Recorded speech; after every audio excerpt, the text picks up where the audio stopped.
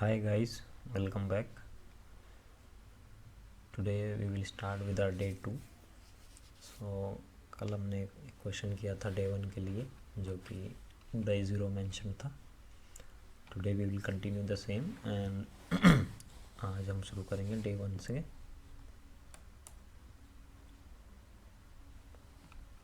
तो अभी हमारे पास ये day 1 का क्वेश्चन है 30 days of work day 1 data types. So ये डेटा टाइप से रिलेटेड कोई क्वेश्चन इन्होंने दिया हुआ है. अब इसको हम समझते हैं इसमें क्या करना है. Okay, so first we will read the task. The task में क्या लिखा हुआ है? Complete the code in the editor below. The variables I D and S are already declared and initialised. Okay, इसका मतलब है ये है कि इन्होंने 3 वेरिएबल पहले से लिए हुए हैं और डिक्लेयर भी किया हुआ है और इनिशियलाइज भी किया हुआ है. डिक्लेयर का मतलब है इन्होंने वेरिएबल को एक सेलेक्ट किया, मतलब उसको लिखा है, उसको डेटा टाइप दे दिया. इनिशियलाइज का मतलब है उसमें वैल्यू भी डाल दी गई. ओके, लेकिन यहाँ पे हमें दिखने लगी, उसके लिए आपको यहाँ पे एक्सपेंड करना होगा.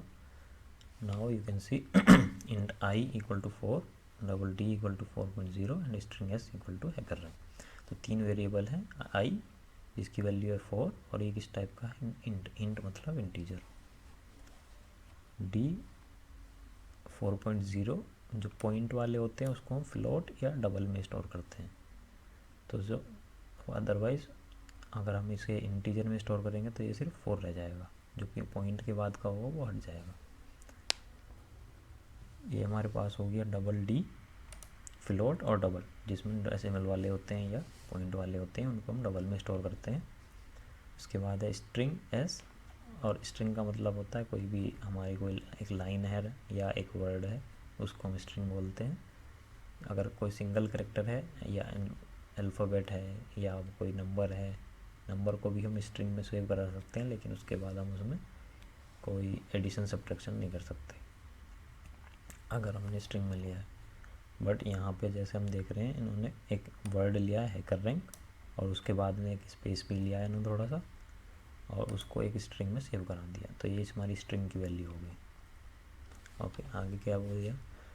Read 3 lines. रीड 3 लाइन्स का मतलब हम 3 इनपुट लेने हैं यूज़र से या सिस्टम से स्टैंडर्ड इनपुट के through according to the sequence given in the input format. So input format में जो भी दिया हुआ है उसके अकॉर्डिंग हमें 3 इनपुट लेने हैं. उसके बाद use the plus operator to perform the following operation. तो हमें 3 काम करने हैं. Print the sum of I plus your int variable. I का और जो इंटीजर वेरिएबल होगा जो हम अभी इनपुट कराएंगे उसका सम प्रिंट करना है. सेकंड में print the sum of d plus your double variable to a scale of 1 decimal place. तो डी और डबल वेरिएबल जो एक और हमें इनपुट कराना है उन दोनों का सम अलग लाइन में प्रिंट होगा. कंकेटिनेट एस जो कि ये वाली स्ट्रिंग है with the string you read, जो हम स्ट्रिंग इनपुट कराएंगे उसको और इसको इन दोनों को जोड़ देना है. कंकेटिनेट का मतलब है ये दो स्ट्रिंग हैं उनको एक लाइन में प्रिंट कराना है. इन दोनों को मिला के एक नई स्ट्रिंग बनानी है या नया सेंटेंस बनाना है. तो हमें क्या करना है? 3 इनपुट कराने हैं और इनको इन 3 इनपुट के साथ जोड़ देना. ओके, तो इनपुट फॉर्मेट में फर्स्ट लाइन में हमें इंटीजर मिलेगा, सेकंड लाइन में हमें डबल मिलेगा और थर्ड लाइन में हमें स्ट्रिंग मिलेगा. अभी इन्होंने बोला है 3 वेरिएबल लेने. ओके, सो फर्स्ट मैं ये सारी कमेंट्स डिलीट कर देता हूँ ताकि रीडेबिलिटी थोड़ी ठीक हो जाए.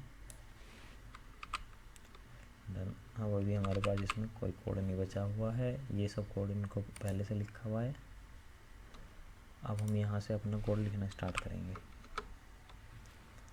ओके, सो जावा में इनपुट कैसे कराते हैं? जावा में इनपुट कराने के लिए हम एक क्लास का यूज़ करते हैं. क्लास है स्कैनर. अभी के लिए इतना जानना ज़रूरी है कि सिर्फ एक क्लास है और ये उसका ऑब्जेक्ट है. तो फिलहाल किसी भी क्लास को अगर हमें इस्तेमाल करना है तो उसका हमें पहले ऑब्जेक्ट बनाना पड़ता है. ऑब्जेक्ट बनाने का मतलब ये है कि उसका कोई इंस्टेंस है या कोई उसकी एक्चुअल वैल्यू है जिसे हम इस्तेमाल कर सकते हैं, उसे हम ऑब्जेक्ट कहते हैं. अभी फ़िलहाल हमें इसका नाम दिया गया स्कैन, तो हमें स्कैन को ही यूज़ करना होगा। तो उसके लिए अभी हमें इनपुट कराना है जावा में, तो हमें सबसे पहले क्या इनपुट कराना है, इन्होंने बोला सबसे पहले इंटीजर इनपुट कराना है। तो उसके लिए हम क्या लिखेंगे, एक वेरिएबल लेंगे, क्योंकि इंटीजर टाइप का है तो इंट लिखेंगे। इंट कोई भी नाम उसे दे देंगे, लेकिन आई नहीं दे सकते क्योंकि आई पहले से डिक्लेयर हो चुका है। अगर डिक्लेयर हो चुका है तो उसे हम दोबारा से डिक्लेयर नहीं कर सकते। मतलब इंट आई एक बार लिखा हुआ है तो इंट आई दोबारा नहीं लिख सकते हैं। बट अगर इनपुट कराना चाहें तो अगर हम इसको ऐसे लिख देंगे आई इक्वल टू कोई भी वैल्यू इसमें डालेंगे इंटीजर की होनी चाहिए, तो वो आ जाएगी इसमें और ये वैल्यू यहाँ से हट जाएगी। तो आई की जगह फिर आई में 4 की जगह फिर कुछ और दूसरी वैल्यू आ जाएगी। बट हमें अलग वेरिएबल लेना है क्योंकि हमें फिर उसका सम भी कराना है। तो उसके लिए हम क्या लिख सकते हैं, इंट i1, ये आई हो गया हमारे पास, ये i1 मैंने वेरिएबल ले लिया, इक्वल टू, क्योंकि हमें इनपुट कराना है तो इनपुट कराने के लिए क्या लिखेंगे, यहाँ पे स्कैनर का जो भी वेरिएबल होगा स्कैन, तो सबसे पहले लिखेंगे स्कैन डॉट नेक्स्ट इंट। इसमें है कर रहा में अभी है, तो अभी इसमें क्या लिखा हमने, scan dot next int. Scan ये हमारा ऑब्जेक्ट है, ये हमारा ऑब्जेक्ट है स्कैनर क्लास का। स्कैनर क्लास वो क्लास है जो इनपुट लेने में हमारी हेल्प करती है। तो हमने स्कैनर को बोला कि हमें उसमें जो भी अगला इंटीजर है, जो भी नेक्स्ट इंटीजर है आने वाला है, उसे वो हमें दे दो, क्योंकि ये हमें पहले से पता है यहाँ से कि सबसे पहले इंटीजर आएगा। नेक्स्ट हमें इनपुट कराना है डबल, तो डबल फिर हम नेक्स्ट लाइन में जाएंगे, लिखेंगे डबल, इसको मैं D1 लिख सकता हूँ, कोई भी नाम यहाँ पे इस्तेमाल कर सकते हैं, मैं D1 ले रहा हूँ। इस बार हमें डबल इनपुट कराना तो हम लिखेंगे स्कैन डॉट नेक्स्ट डबल। इसमें ब्रैकेट क्यों लगा रहे हैं, क्योंकि ये फंक्शन है स्कैन क्लास में, स्कैनर क्लास में नेक्स्ट डबल नाम से कोई फंक्शन है, उसे हम कॉल कर रहे हैं इस ऑब्जेक्ट स्कैनर के ऑब्जेक्ट में। एक बार जब हमारे पास डबल की वैल्यू आ गई, नेक्स्ट हमें इनपुट करानी है स्ट्रिंग। तो स्ट्रिंग के लिए हम लिखेंगे स्ट्रिंग एस हमारे पास पहले से है, इस पर लिखेंगे S1 scan dot next line.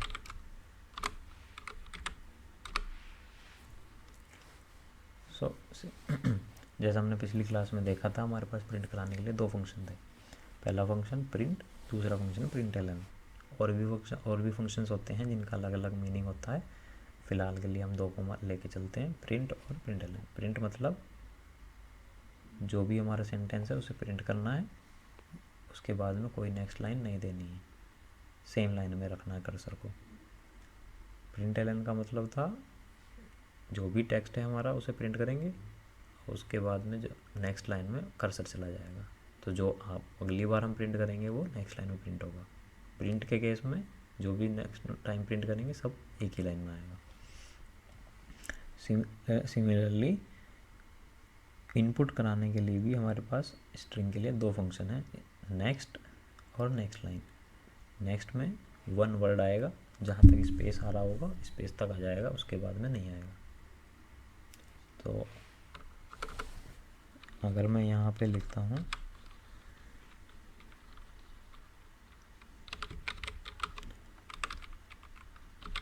Hacker space line, तो अगर मैं यहाँ पे स्कैन डॉट नेक्स्ट का यूज़ करूँगा तो सिर्फ हैकर आएगा या हैकर आ जाएगा और ये सब छूट जाएगा। तो अगर मैं नेक्स्ट लाइन लिखता हूँ तो मेरे पास हैकर रैंक पूरा आएगा, जो स्पेस के बाद का होगा वो भी कवर हो जाएगा, जहाँ जितना भी लंबा सेंटेंस होगा सब कुछ आ जाएगा। बट अगर सिर्फ नेक्स्ट यूज़ होगा तो उसमें ओनली हैकर आएगा। तो फिलहाल हमें पूरा सेंटेंस इनपुट कराना है, तो मैंने यहाँ पे नेक्स्ट लाइन का यूज़ किया है। अब हमें 1 बाय 1 सारे प्रिंट करने हैं। तो प्रिंट करने के लिए हम फिर से वही यूज़ करेंगे, system dot out dot print ln, क्योंकि हर सारी चीज़ें हमें नेक्स्ट लाइन में प्रिंट करनी है। तो स्टार्टिंग में हमें प्रिंट करना है सम इंटीजर और इंटीजर का। तो एक है हमारे पास i, ये दूसरा है हमारे पास i1। तो i प्लस i1 ये हमारा सम हो जाएगा दो वेरिएबल का। नेक्स्ट हमें प्रिंट करना है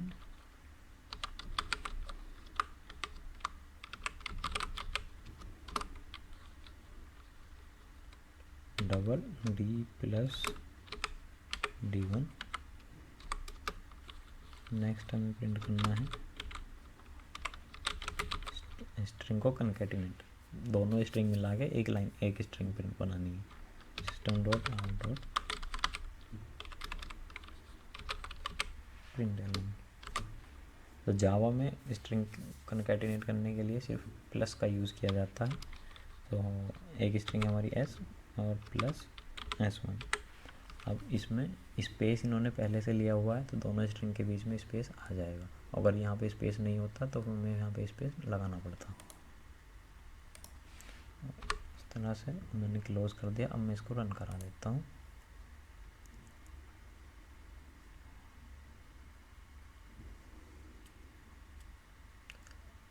तो ये हमारा कोड रन हो गया, लेकिन हमारा कोई जो टेस्ट केस है वो फेल हुआ है।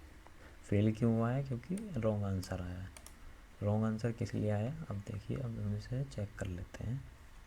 तो 12 दिया इसने। ओके, ये हमारा इनपुट था। यहाँ 16 आना था, सॉरी 16 आना था हमारे में, योर आउटपुट में क्या आया 16। 8.0 आना था और आउटपुट में आया 8.0। और यहाँ पर HackerRank is the best place to learn and practice coding ये आना चाहिए था, लेकिन सिर्फ हैकर रैंक आया। तो बाकी का हमारा जो पोर्शन था वो मिस हो गया, इस वजह से हमारा टेस्ट केस फेल हुआ है। भी इसमें अब इसको ठीक कैसे करेंगे?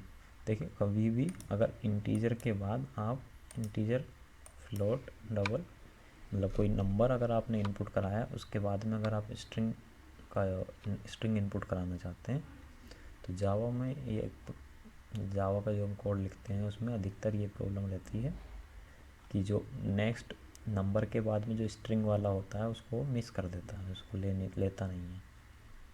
तो उसके लिए हमें पहले यहाँ पे लिखना पड़ता है, तो जहाँ हमारे नंबर का इनपुट ख़त्म हुआ वहाँ पर एक बार हम लिख देंगे स्कैन डॉट नेक्स्ट।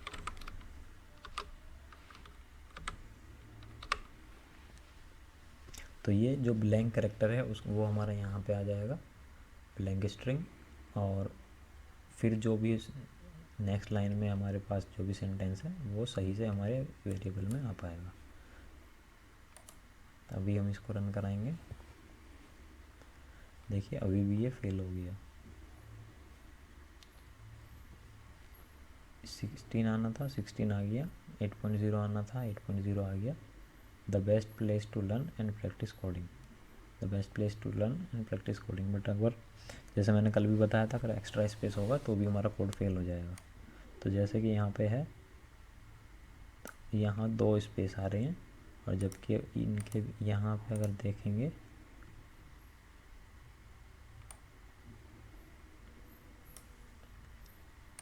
यहाँ इज मिस हो रहा है।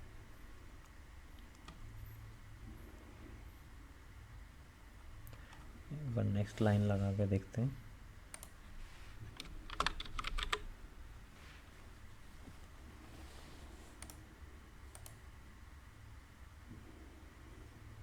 तो अभी हमारा ये सक्सेसफुली पास हो गया।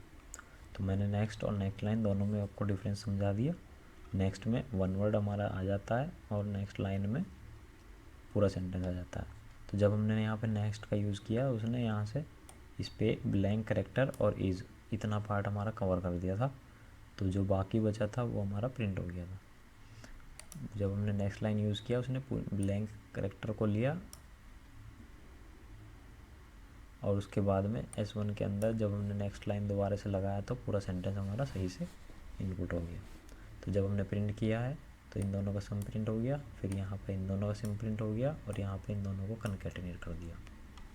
तो गाइस इसमें हमने डेटा टाइप्स को इस्तेमाल करना सीखा, डेटा टाइप्स को इनपुट, कोई भी वेरिएबल की वैल्यू को इनपुट कराना सीख लिया, and then we learn how to print, how to do the addition and concatenation as well.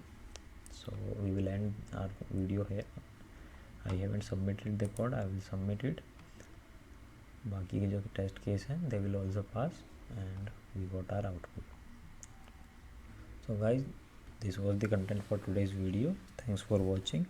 See you in the next video. Bye.